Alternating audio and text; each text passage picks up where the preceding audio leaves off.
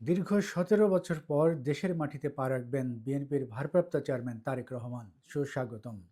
তিনি দেশে ফেরার পরই ব্যস্ত সময় পার করবেন। তবে বাংলাদেশ বিমানের যে বিমানটিতে আসছেন সেই বিমানটি লন্ডন থেকে সিলেট ওসমানী আন্তর্জাতিক বিমানবন্দর হয়ে হজরত শাহজালাল আন্তর্জাতিক বিমানবন্দরে আসবে। তবে এই সংবাদটি পাওয়ার পর থেকেই নেতাকর্মীদের স্রোত যেমন ঢাকামুখী হয়েছে তেমনি সিলেট অভিমুখী হয়েছে। তবে বিএনপির তরফ থেকে জানিয়ে দেওয়া হয়েছে যে সিলেট ওসমানী বিমানবন্দরে ভিড় না করার জন্যে। ওসমানী বিমানবন্দর থেকে বিমানটি ঢাকায় এসে ঢাকা হজরত শাহজালাল আন্তর্জাতিক বিমানবন্দরে এসে পৌঁছাবে 11টা 45-এ। সেখানে বিএনপির সিনিয়র নেতাকর্মীরা তাকে স্বাগত জানাবেন বিমানবন্দরে। এরপর সেখান থেকে তিনি সরাসরি চলে আসবেন 300 ফিটে।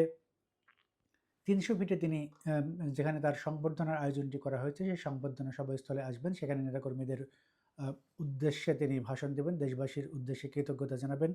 এরপর সরাসরি তিনি বিএনপি চেয়ারপারসন বেগম খালেদা জিয়াকে দেখতে এভারকেয়ার হাসপাতালে যাবেন। সেখান থেকে তিনি সরাসরি গুলশান 2 বাসভবনে চলে আসবেন। এদিনে আর কোনো কর্মসূচি থাকবে না। পরের দিন 26 ডিসেম্বর শুক্রবার জুমার নামাজের পর তারেক রহমান বাসভবন থেকে সরাসরি শেরে বাংলা নগরে জিয়াউর রহমানের কবর জিয়ারত করবেন। বিএনপির প্রতিষ্ঠাতা জিয়াউর রহমানের কবর জিয়ারত করবেন। এরপর 27 ডিসেম্বর শনিবারও তার 2টি কর্মসূচি থাকবে।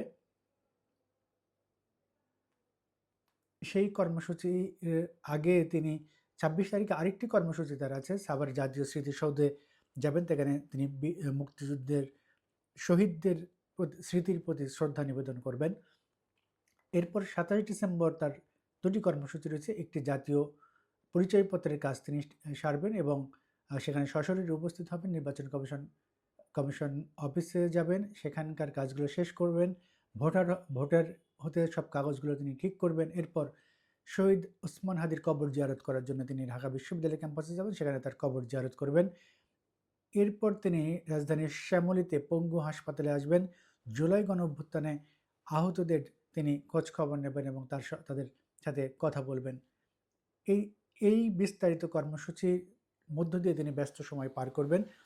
তবে তার এই কর্মসূচি কঠোর নিরাপত্তা ব্যবস্থা নিশ্চিত করা হবে বলে সরকারের তরফ থেকে এরই মধ্যে জানা গেছে।